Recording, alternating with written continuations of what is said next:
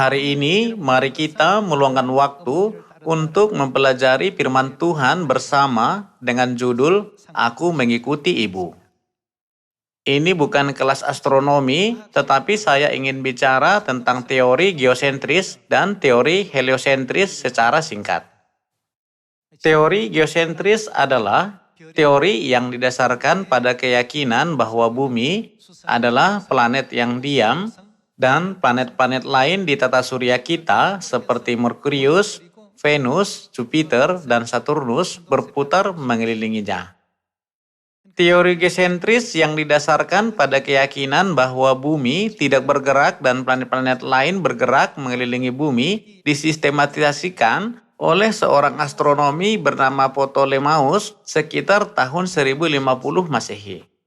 Selama lebih dari 1400 tahun, manusia berpikir bahwa bumi adalah pusat alam semesta. Mereka percaya bahwa semua planet serta tata surya bergerak mengelilingi bumi. Namun, para sarjana yang bersikeras pada teori heliosentris mulai bermunculan. Teori heliosentris adalah teori yang didasarkan pada keyakinan bahwa bumi tidak diam tetapi bergerak, dan semua planet lain di tata surya seperti Merkurius, Venus, Bumi, Mars, Jupiter, dan Saturnus bergerak mengelilingi matahari, yang berarti matahari berada di pusat alam semesta. Tidak mudah sama sekali teori heliosentris diterima oleh masyarakat saat itu. Ada terlalu banyak hal yang tidak masuk akal bagi manusia jika bumi memang bergerak. Orang-orang berkata, jika bumi bergerak, kita seharusnya tidak bisa berdiri tegak. Bagaimana para sarjana ini bisa bersikeras bahwa bumi bergerak ketika kita berdiri tegak seperti ini? Teori mereka tidak masuk akal.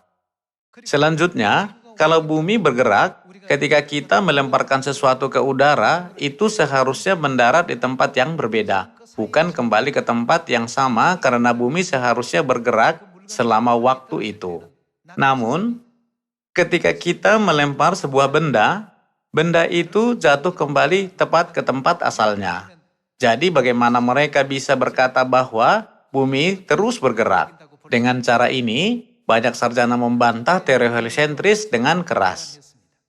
Namun, seiring dengan perkembangan dan kemajuan ilmu pengetahuan, kita memiliki satelit yang bisa mengambil gambar dari luar angkasa dan mengirimkannya kembali kepada kita di bumi. Sekarang, kita tahu bahwa bumi bergerak, bukan? Kita semua tahu bahwa teori heliosentris adalah teori yang benar, bukan?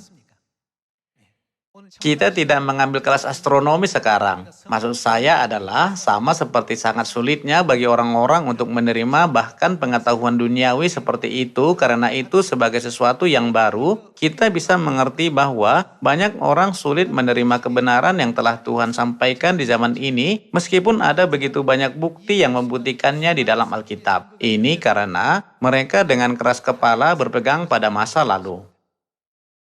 Sejak seorang pria bernama Kopernikus mensistematisasikan teori heliosentris pada abad ke-16, banyak orang berpikir Kopernikus adalah orang pertama yang bersikeras mengusulkan heliosentrisme. Namun sebenarnya ada seorang sarjana yang pertama kali mengemukakan teori ini di Yunani kuno sekitar abad ke-3 dan ke-4 sebelum Masehi. Oleh karena itu, Kopernikus lebih seperti orang yang mensistematisasikan teori tersebut, bukan orang pertama yang mengemukakan teori heliosentris. Ketika kepercayaan umum bahwa alam semesta berputar mengelilingi bumi diubah menjadi teori bahwa bumi berputar mengelilingi matahari, banyak muncul kebingungan di antara orang-orang. Orang-orang berpikir, apakah ini benar?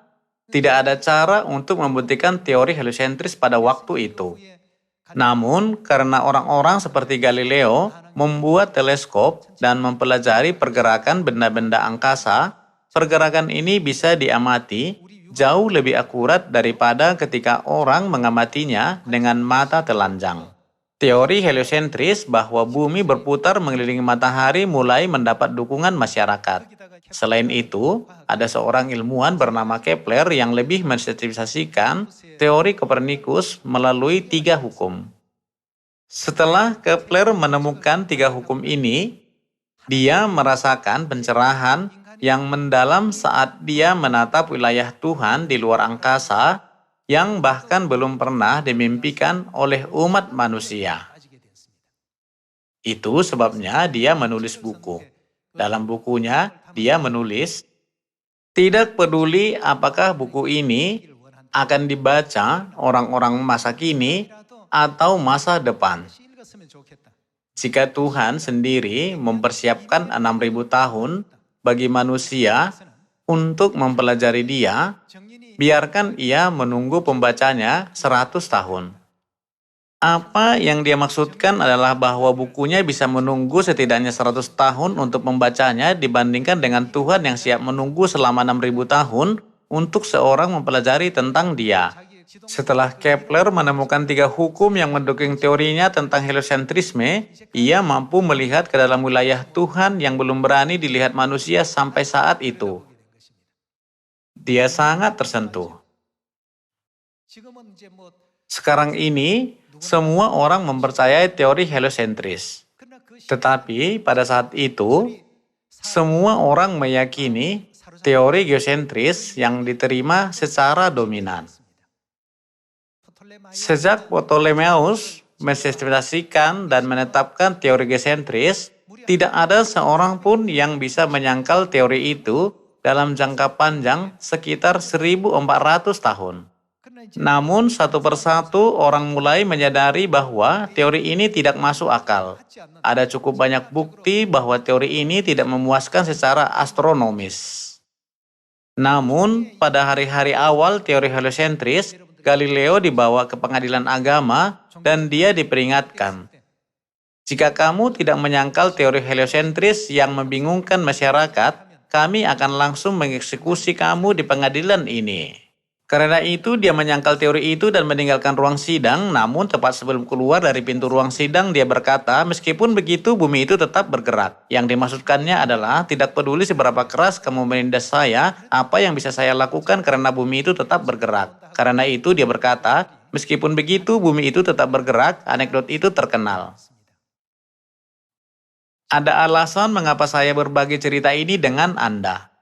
Tuhan sangat ingin kita, anak-anaknya di bumi ini, mengetahui keberadaan Ibu Surgawi dan semua sejarah yang berhubungan dengannya.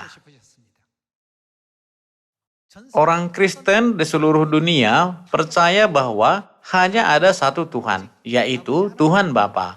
Mereka bersikeras mengatakan keyakinan ini, meskipun ini tidak benar. Tuhanlah yang menciptakan tata surya yang berpusat pada matahari. Dia membuat planet-planet di tata surya berputar mengelilingi matahari, bukan mengelilingi bumi. Tetapi orang-orang telah diajari bahwa semua planet berputar mengelilingi bumi. Sangat disayangkan bahwa apa yang tidak benar diajarkan kepada orang untuk waktu yang lama. Karena orang memandang alam semesta dengan sudut pandang yang berpusat pada diri sendiri, bumi kelihatannya diam, tidak bergerak sama sekali. Mereka tidak bisa membayangkan bagaimana mereka bisa berdiri tegak tanpa merasa pusing atau jatuh jika bumi benar-benar bergerak. Karena alasan ini, banyak orang sangat percaya pada teori geosentris dan lebih percaya padanya daripada teori heliosentris.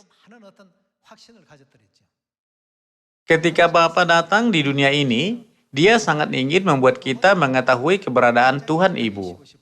Jadi, dalam buku catatan tulisan tangannya, dia menulis Elisa mengikuti Elia, Yosua mengikuti Musa, Petrus mengikuti Yesus, dan aku mengikuti Ibu. Dengan cara ini, dia mengungkapkan keberadaan Tuhan Ibu sejak awal ketika dia mulai melakukan pekerjaan Injil. Tuhan Bapa ingin memberitahukan kepada seluruh umat manusia bahwa Tuhan Ibu itu benar-benar ada. Namun, masih banyak orang belum memahami kebenaran tentang Tuhan Ibu dan bahkan tidak memiliki pengetahuan dasar tentang Dia sama sekali. Ketika penemuan-penemuan ilmiah baru seperti hukum gravitasi universal Newton disampaikan sebagai bukti kepada orang-orang, sekarang penemuan-penemuan ini dianggap sebagai pengetahuan dasar. Akibatnya, banyak orang menjadi percaya bahwa bumi tergantung pada ruang hampa. Baru belakangan ini, orang-orang mulai sepenuhnya memahami dan menerima kenyataan bahwa bumi tergantung di ruang hampa tanpa jatuh ke bawah karena ada gaya gravitasi yang bekerja. Dalam bukunya Harmoni Dunia, Kepler menulis, akan sangat bagus jika ada satu orang saja yang bisa membaca dan pelajari buku ini.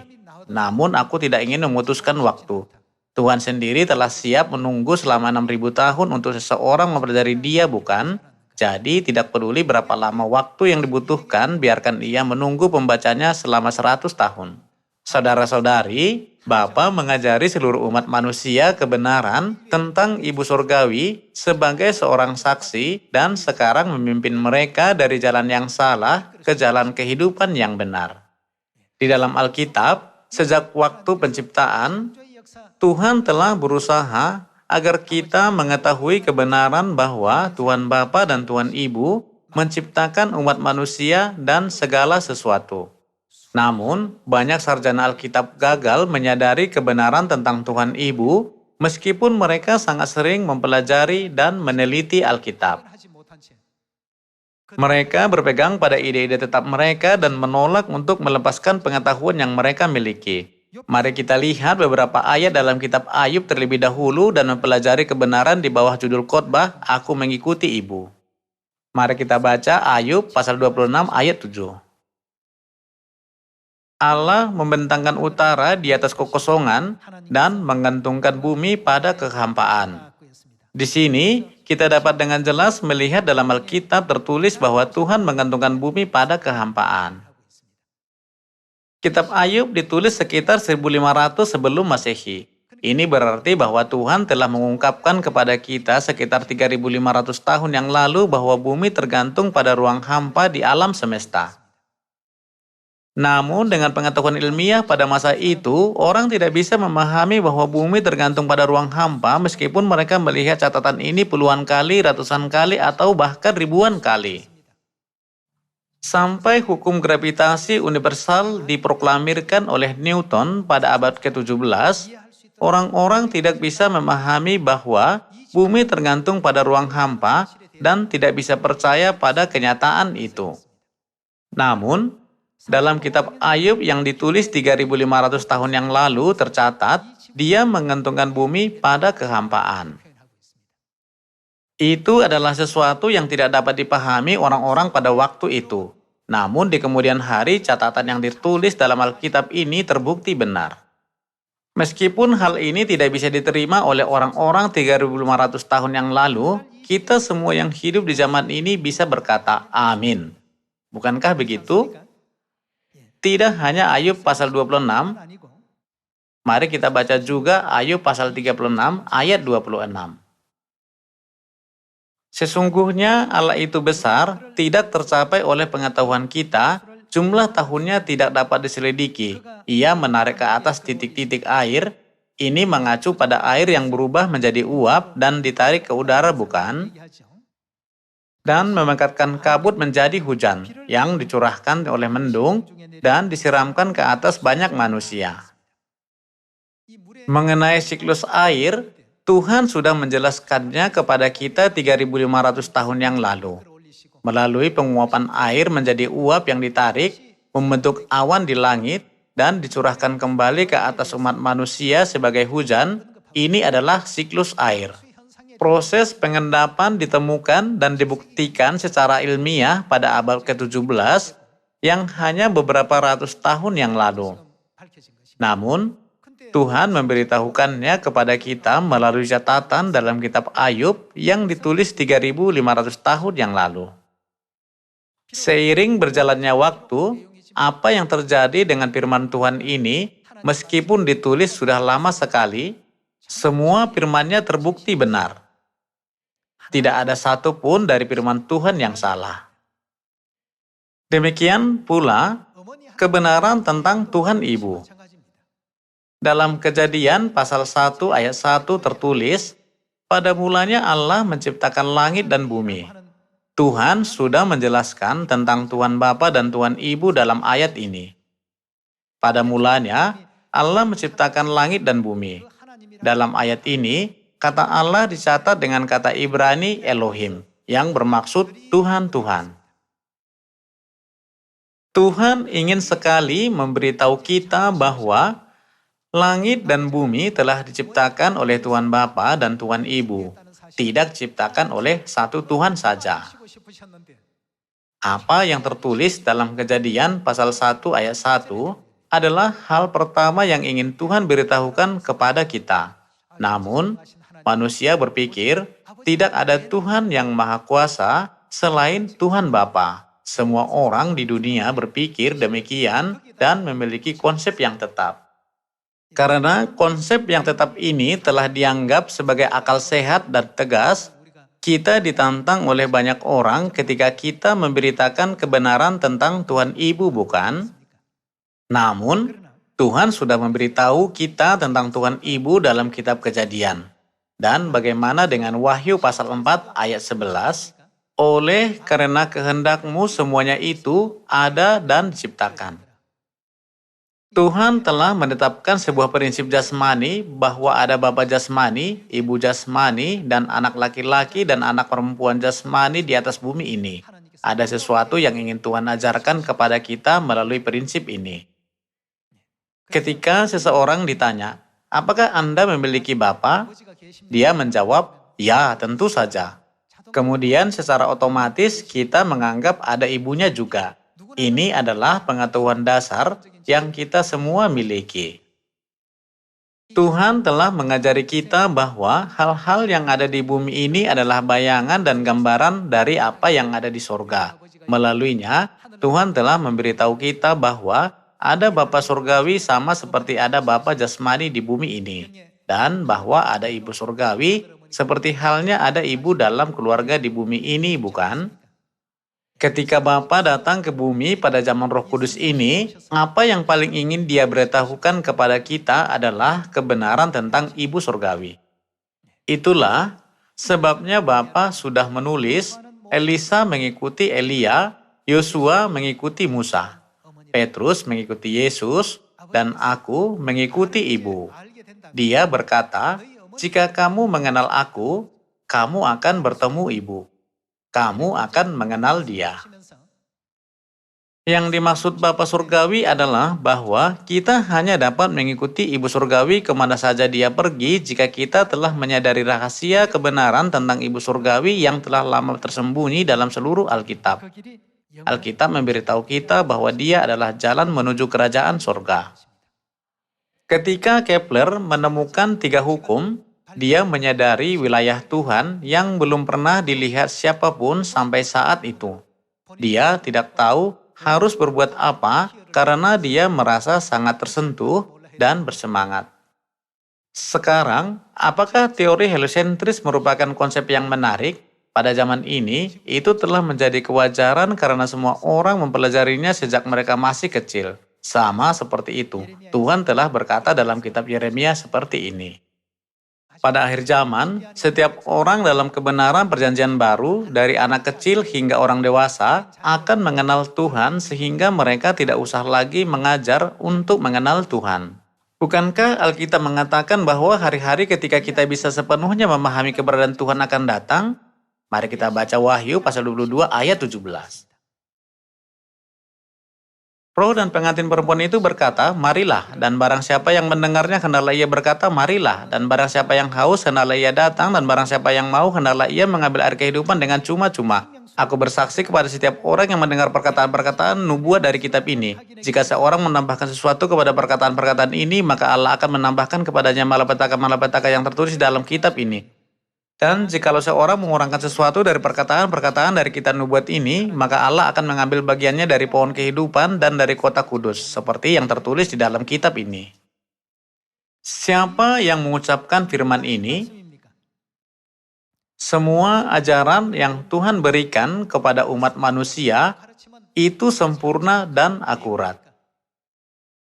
Catatan bahwa Tuhan menggantungkan bumi pada kehampaan mungkin dianggap sebagai catatan yang salah pada zaman Ayub.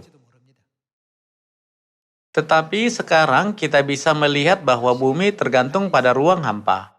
Demikian juga, siapa lagi yang ada dalam Alkitab bersama dengan Roh Kudus, pengantin perempuan pasti ada di dalam Alkitab. Karena itu, kita tidak boleh mengurangi apapun dari firman Alkitab itu. Namun, apakah kita boleh menambahkan sesuatu pada firman Alkitab itu? Tidak boleh. Ada tertulis, roh dan pengantin perempuan itu berkata, marilah. Itu berarti bahwa roh sedang berkata dengan siapa lagi yang berkata bersama dengan roh, pengantin perempuan juga berkata. Oleh karena itu, dia pastilah Tuhan kita yang hidup. Apa yang akan diberikannya kepada kita? Siapapun tidak bisa memberi kita air kehidupan. Air kehidupan adalah sesuatu yang hanya bisa diberikan oleh Tuhan. Hanya Tuhan bisa memberi air kehidupan. Siapa yang melakukan pekerjaan ini sekarang, roh melakukannya dan pengantin perempuan juga melakukannya. Roh adalah Tuhan Bapa menurut Tritunggal. Tuhan Ibu yang adalah pengantin perempuan bagi Tuhan Bapa juga memanggil dan mengumpulkan anak-anaknya di hari-hari terakhir ini, bukan? Karena inilah yang ingin Tuhan ajarkan kepada kita, Tuhan menciptakan segala sesuatu sesuai dengan kehendak-Nya.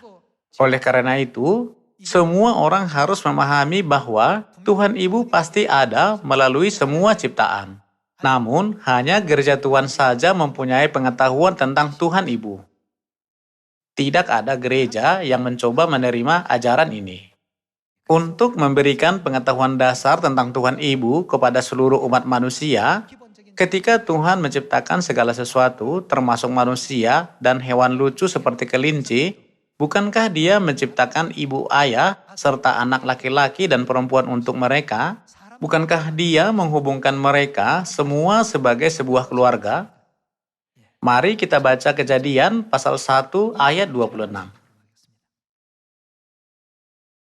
Berfirmanlah Allah, baiklah kita menjadikan manusia menurut gambar dan rupa kita.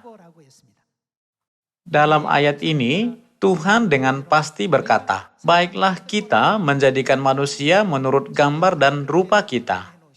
Dengan kata lain, Tuhan berkata, mari kita menciptakan manusia, tidak berkata, aku akan menciptakan manusia sendirian. Dalam Kejadian pasal 1 ayat 1 tertulis, pada mulanya Allah menciptakan langit dan bumi. Allah dituliskan dengan istilah Ibrani Elohim, yang bermaksud Tuhan-Tuhan. Jika Tuhan berkata, aku akan menjadikan manusia sendirian, kata El atau Eloah seharusnya digunakan sebagai pengganti kata Elohim. Oleh karena itu, dalam ayat ini, Tuhan dengan jelas menunjukkan kepada kita bahwa kita mempunyai Tuhan Ibu dan juga Tuhan Bapa. Teori gesentris telah mengendalikan pola pikir umat manusia memandang alam semesta sebagai kepercayaan utama selama kurang lebih 1400 tahun. Namun kebenaran mulai terungkap sedikit demi sedikit dan sekarang tidak ada lagi yang percaya pada teori gesentris karena sudah usang. Tuhan berkata, pergilah ke Samaria dan sampai ke ujung bumi, jadikanlah semua bangsa muridku.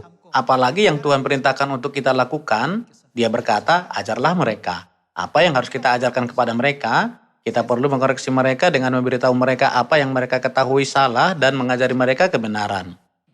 Sama seperti kita terus mengajarkan bahwa teori heliosentris adalah kebenaran kepada mereka yang percaya pada teori geosentris.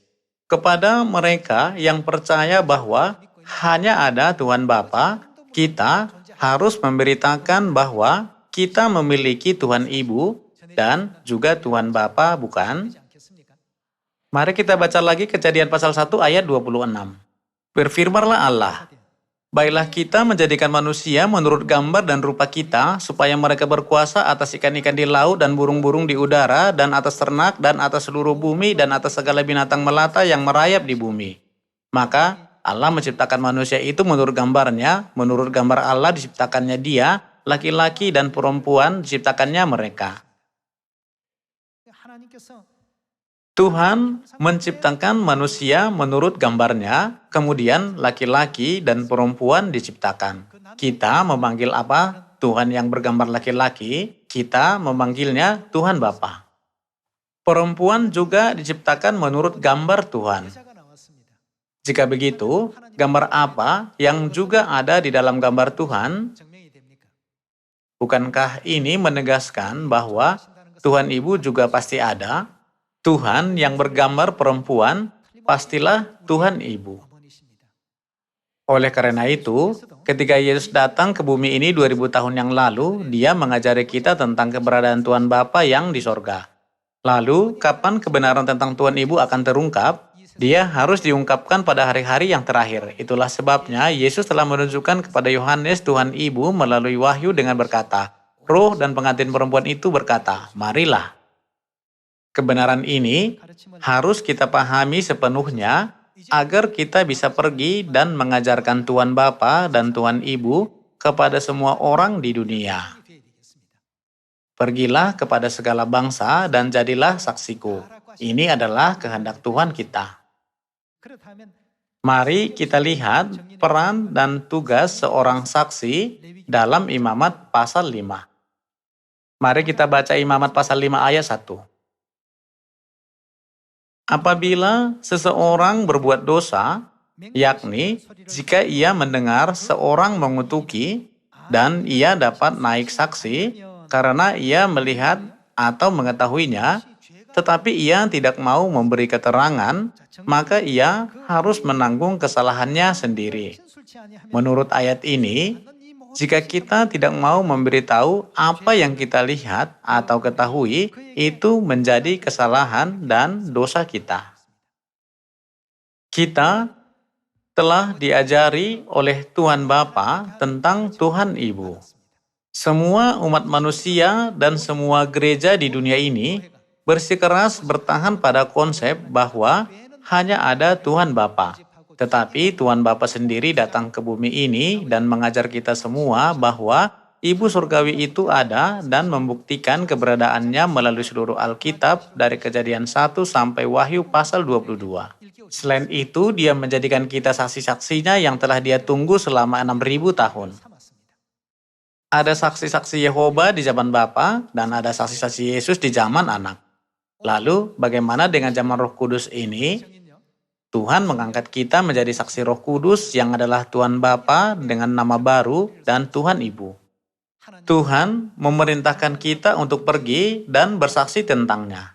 Jadi, mari kita memberitakan kepada semua orang di dunia bahwa Tuhan Ibu telah datang ke bumi ini dan bahwa Dia memimpin umat manusia kepada keselamatan abadi dan kerajaan sorga. Saya menutup khotbah hari ini. Terima kasih.